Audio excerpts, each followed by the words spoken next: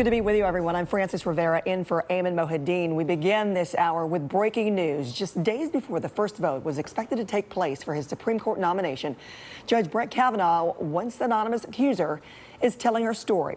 The Washington Post publishing a detailed interview with Christine Blasey Ford, who alleges Kavanaugh attacked and sexually assaulted her in high school.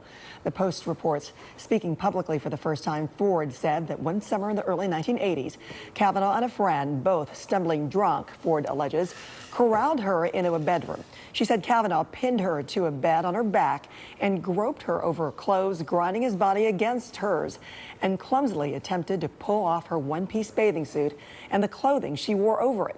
When she tried to scream, she said he put his hand over her mouth. I thought he might inadvertently kill me, said Ford, now 51-year-old research psychologist in Northern California, as he was trying to attack me and remove my clothing.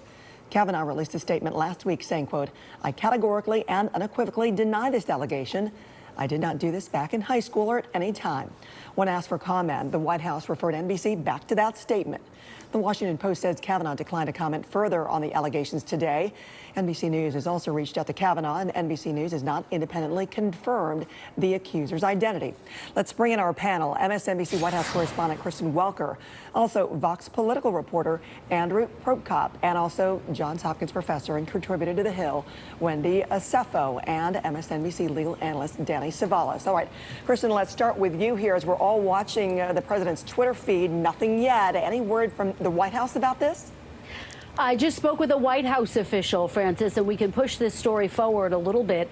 According to this White House official, when I asked if Judge Kavanaugh would withdraw his nomination, this White House official was firm. No, that was the response. This official pointing us back to that original denial by Judge Kavanaugh. As you just pointed out, Judge Kavanaugh initially saying, I did not do this, unequivocally denied the allegation. Now, I also spoke to this White House official about the mood here within the White House. Are they wavering? Are they concerned? The response that I got to that question, this White House is standing by Judge Kavanaugh. They point to the fact that he sat for more than 30 hours of testimony. This issue was never raised. He also sat for hearings behind closed doors. This issue was never raised. Nearly 1,300 questions were submitted to Judge Kavanaugh. He submitted the answers to those questions Wednesday night. According to this official, this issue was never raised. So the White House standing firmly behind Judge Kavanaugh. Now, of course, this comes as some Democrats are calling for the vote that is scheduled for this coming Thursday to be delayed so that there can be more time for them to consider this allegation. Mitch McConnell, through a spokesperson, saying about that, if the leader makes any new scheduling announcements, we will be sure to let you know. So that is where things stand right now. What are Republicans saying? Senator Chuck Grassley saying it's disturbing that these uncorroborated allegations from more than 35 years ago during high school would surface on the eve of a committee vote after Democrats sat on them since July. Kamala Harris, a Democrat, saying the Senate has a constitutional responsibility to scrutinize SCOTUS nominees. A vote on Kavanaugh's nomination must be delayed until there is a thorough investigation. To that question about why now, why is this coming out now? Well, we know that Christine Blasey Ford, the woman at the center of this, saying initially she had no plans to share her story publicly. She did submit a letter to her local lawmaker. That letter then submitted, of course, to Senator Dianne Feinstein, who's had that letter since July. Why did this come out now? In part because reporters started asking questions about all of this. And Blasey tells the Washington Post, effectively as the story snowballed, she heard people repeating inaccuracies about her, and with the visits from reporters, felt her privacy being chipped away. So a very dramatic backdrop as we enter this coming week, Francis. And especially that new reporting, thanks to you, Kristen, from that White House official saying that Brett Kavanaugh is not going to withdraw. I want to go back to that, especially when you bring that up, Kristen, that this woman found many inaccuracies in the reporting, because there are so many details in this Washington Post article. I want to read you part of them, especially the part where she was worried about Kavanaugh's ascension to the highest court in the land, saying in part, in an interview with her husband, Russell Ford, said that in the 2012 sessions, she recounted being trapped in a room with two drunken boys, one of whom pinned her to a bed, molested her, and prevented her from screaming. He said he recalled that his wife used Kavanaugh's last name and voiced concern that Kavanaugh, then a federal judge, might one day be nominated to the Supreme Court. So, Wendy, I ask you, how does her identification, the fact that we now have a name and there are photos circulating out there of her, how does that change the game for Kavanaugh and this week? It makes it that she is no longer a straw man. Oftentimes when we have accusations of sexual assault, there is not a face that goes with the stories. There's not a face that goes with the name. Now we have someone who can potentially sit at the highest office in the land, so to speak, and an arbitrator of right and wrong, and they're being accused of sexual misconduct. This is something that has to be investigated further, especially in the era of the Me Too movement. We have women who are scared to come out. And I would say that this individual also was scared to come out, and that's part of the delay here. And now that her voice is being heard, we have to investigate this further. Not only was her story corroborated from evidence that she gave to her therapist 6 years ago, she also passed a polygraph test that was administered by an FBI agent. We need to look at this further. Yes. Yes. Go ahead. No. So because of the former FBI agent, all of that information, when we coalesce them together, we see that this is something that both the committee as well as the American people, we deserve concrete answers to.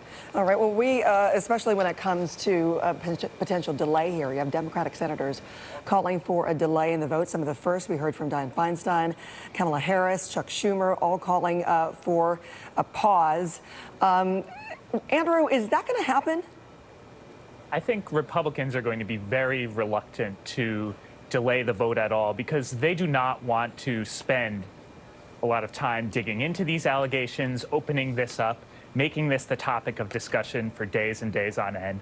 They would just rather steamroll ahead and hold the vote anyway. Now, you know, the Senate Judiciary Committee, there's only a one-vote margin on it. So any one Republican could come out and say, you know, I think we should take more time and delay on this. But I don't necessarily expect that to happen. The vote is currently set for Thursday, and I would bet that it would go forward then. Well, not only are there calls for a delay, but we also heard from Dianne Feinstein right off the bat also saying that this is with the FBI and FBI really looking into it. So, Danny, what is the possibility here of the FBI getting involved with an investigation? There's little, if any, possibility that the FBI will investigate this for any criminal prosecution because, number one, this is not the province of the Federal Bureau of Investigation.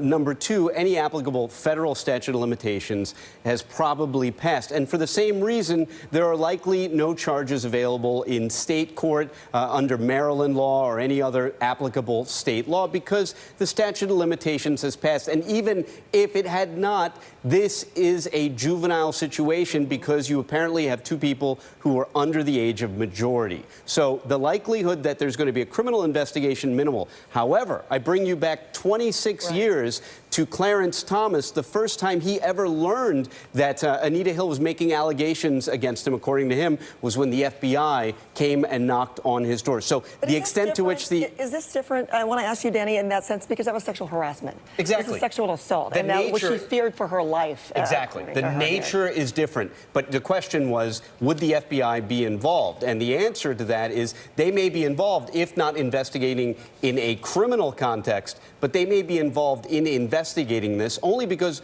we've seen them do it in the past when they knocked on Clarence Thomas's door to ask him about allegations against him as a nominee. I want to go back with a reaction that we've seen again, the list of Democrats calling for a delay growing, but also some Republicans.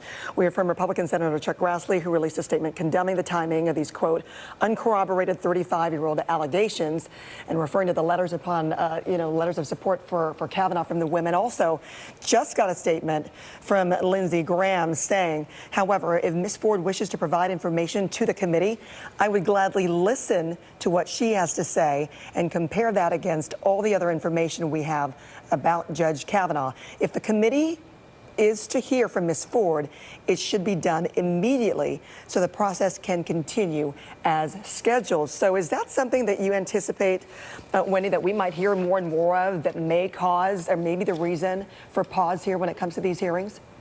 Yeah, I think that what Lindsey Graham is doing is he's trying to get out in front of this in a different way, right? Because we see the call of lots of Republicans saying, this is 30 years old, this doesn't make any sense. But now he's saying, I am willing to listen. And I think that there is going to be this growing quorum of people saying that she needs her day to say her story. And that's what's really important here. So she needs to have the ability to say, this is what happened to me. This is what I believe, makes it so that this individual cannot have the decorum or the moral aptitude to serve on the highest court of the land. And they need to then make a decision based off of that. But to just sit here and say that on Thursday we're going to move forward and go ahead and vote without giving her day is just beyond the pale. And every woman deserves the right to be able to have their voice heard. Andrew, last question for you. What would that look like? What can we expect if she is called to testify?